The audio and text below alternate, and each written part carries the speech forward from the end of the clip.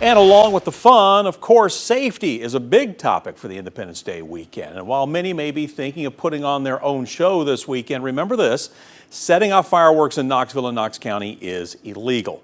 In 2020, a home fireworks show went sideways when one tipped over, sending explosives into LaManda Evans' side. People don't realize how dangerous they really are, and it is not even us being careless. It is things happen. It's, that's why they call them freak accidents. Things happen. It's dry outside. Even though we've had some good rain, it's still dry. And fireworks that are not sanctioned by local government with the proper authorities on the scene while those fireworks are going off are suspect to start a wildfire. According to Rural Metro Fire, unattended grills or grills too close to your home could also spark a fire. And they also urge people to stay hydrated and watch after children playing in the water, and of course, never drink and drive. In talking to the fire department today, they added most medical calls over the 4th of July weekend are typically from car crashes or other injuries as a result from drinking. Well, a big move tonight just into the 6 newsroom. Knox County has now hired a new interim director to lead the Richard L. Bean Juvenile Detention Facility.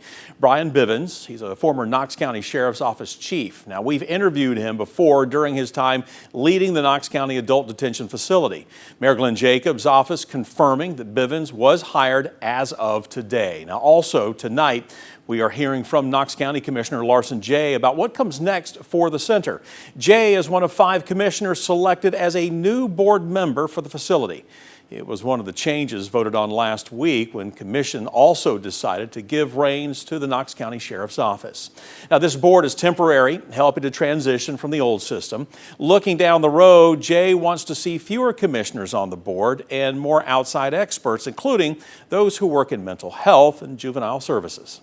There's absolutely nothing that's more important than the children that we care for in the juvenile detention facility. I mean, that has got to be mission first, no matter what we're talking about and what we're making decisions on. Now that the board is made up of county commissioners, Jay adds that board meetings will be made public. We now know 2 people were killed during yesterday's crash on I-40 in Loudoun County. That's next for you on the 7 tonight. As we have been telling you, the crash happened near mile marker 367. Now, this is near the 75-40 split. Loudoun County Sheriff's Office tells us both of the people who were killed were in the same car, and we're also being told the dog that was inside their car survived. Now, she was taken to the Roane County Animal Shelter. Here she is right here. The shelter sharing these pictures of the dog in the hopes that it can find family members from the 2 crash victims so that they can, take her home. Now, the 2 people who were killed are yet to be identified. Sheriff's Office says several cars were involved in the crash. One man needed to be flown to UT Medical Center by Lifestar. No word, though, on his condition tonight. A big rescue effort next on our list for you. It meant bringing out some heavy equipment last night after a skid steer became trapped in a trench in Jefferson County. Rescue crews were dispatched around 9:30 p.m. and had the individual safely out within about 30 minutes. No injuries were reported. Officials thank J. Hooks Towing for their quick response and use of a heavy-duty rotator to assist. Also, a big update to a case that we have been following for you. The director of a Clinton daycare and preschool has now been placed on leave after a child was hurt. Kitty Corner says a staff member reported the director could have known what happened and was not forthcoming to the business's board of directors. The director put on leave for the duration of this investigation. We told you about the Department of Children's Services and Clinton Police investigation last week. At this point, it is unclear how the child was hurt or the extent of their injuries. Next for you on the 7 tonight, a group of CAT employees gathering in protest as CAT negotiates a contract with the transit union. The protesters we saw in downtown Knoxville earlier were seen holding signs saying bargain in good faith and where's the fairness.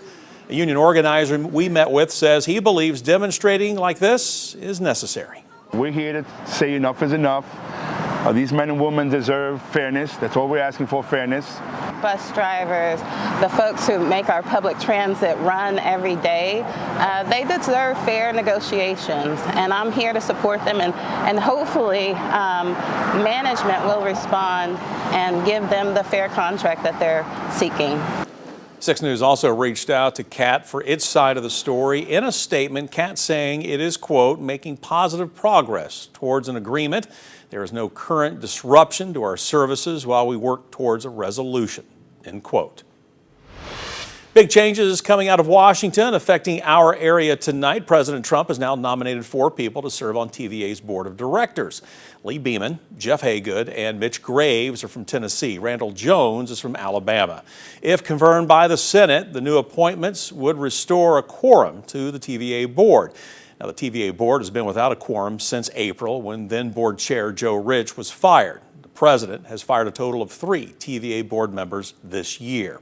The firings came after Senators Marsha Blackburn and Bill Hagerty wrote an op-ed criticizing TVA's leadership.